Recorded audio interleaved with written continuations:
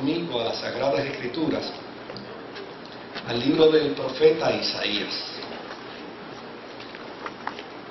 Y del libro del profeta Isaías quisiera invitarlos a que vaya conmigo al capítulo 45 del libro del profeta Isaías. Y en el capítulo 45 yo quiero que usted vea conmigo el verso 22. Verso 22. Y dice la palabra del Señor, a la gloria del Dios que es Padre, es Hijo y Espíritu Santo. Mirad a mí y sed salvos todos los términos de la tierra, porque yo soy Dios y no hay más. Mirad a mí y sed salvos todos los términos de la tierra, porque yo soy Dios y no hay más. Cuando leemos las Escrituras, nos puede motivar a la adoración, a el que encontremos que ese texto que estamos leyendo es palabra de Dios que habla a nuestra vida y habla a nuestro corazón en el momento. Yo no sé si usted ha vivido esa experiencia, yo la he vivido en infinidad de ocasiones, donde la Biblia se ha convertido en esa palabra viva de Dios, donde pasando por alguna necesidad, por alguna situación, le he pedido al Señor que me hable, y sin abrir la Biblia para hacer actos mágicos, simplemente leyéndola, parece un texto ahí que se levanta y es el mensaje de Dios al corazón y al alma. Desde luego esa es una manera, y la otra manera es cuando trabajamos con el texto y lo vemos dentro de su contexto histórico. Porque cuando lo vemos dentro de su contexto histórico, entonces descubrimos por qué razón las cosas se dijeron como se dijeron, y por qué razón el profeta en este caso exclamó y dio esta exclamación de invitación, de desafío al pueblo de Israel. La clave es mirar a Dios. Y desde luego, cuando miramos un poquito someramente el contexto histórico, el libro del profeta Isaías está enmarcado en tres tiempos. El primer tiempo está registrado desde el capítulo 1 hasta el capítulo 39. Es el tiempo donde Israel estaba llena de vanagloria, estaba llena de soberbia, todo le salía bien, todo estaba a pedir de boca. Desde luego era el tiempo donde gozaban de sus grandes conquistas y de sus grandes logros políticos, sociales y económicos. Era el tiempo donde se habían deformado como nación, porque las riquezas los deformaron, porque el tener tanto éxito político los deformó, porque el sentirse que eran una nación poderosa los llevó a depender de sus fuerzas y no de la fuerza de Dios. Y en este tiempo se levantaron profetas para decirle a Israel que el juicio de Dios iba a venir sobre de ellos, porque estaban desarticulando el blanco, el propósito de Dios en sus vidas.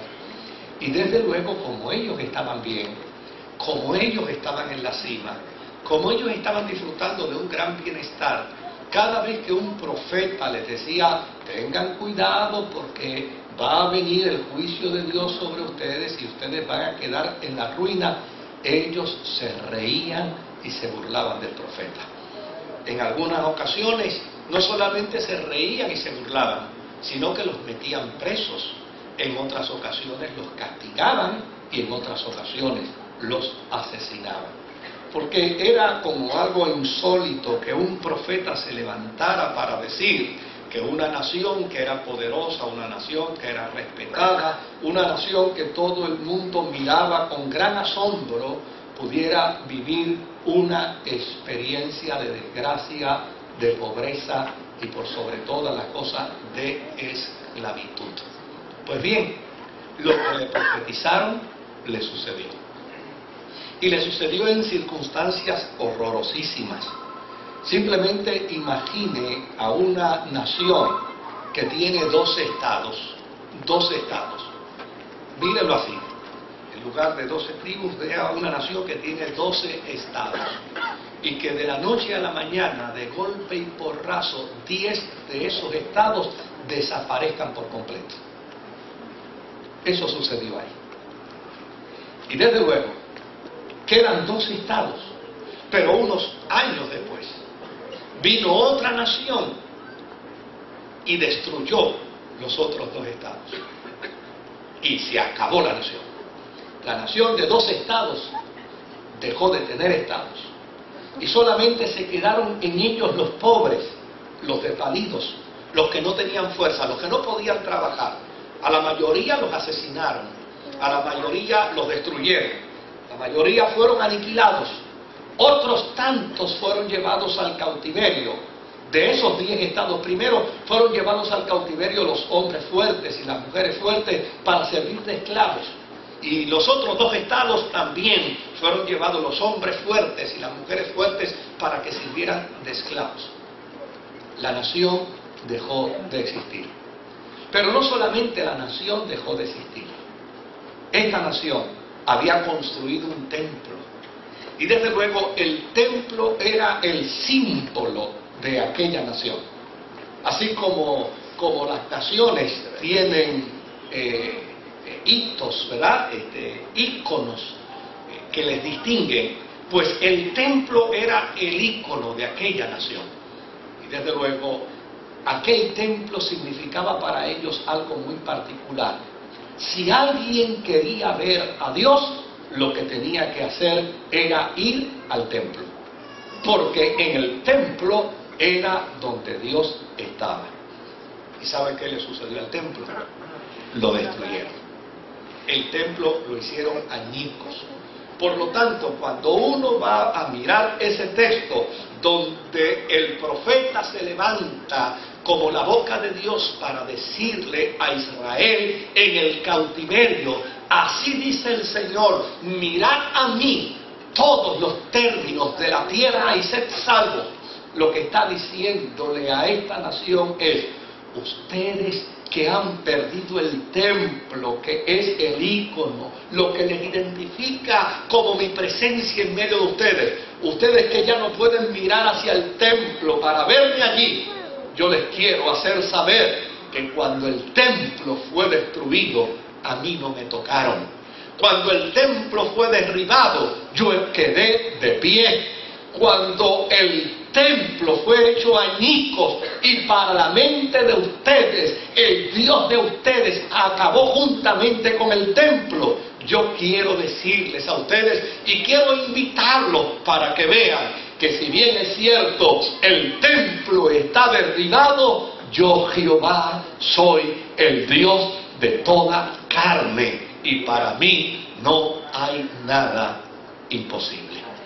Cuando uno lo lee conociendo ese dato histórico, porque déjeme decirle algo, a veces nosotros en la experiencia de la fe también hacemos íconos. Hacemos íconos con nuestra salud. Nuestra salud muchas veces se convierte en sinónimo de la presencia y la gracia de Dios en nuestra vida.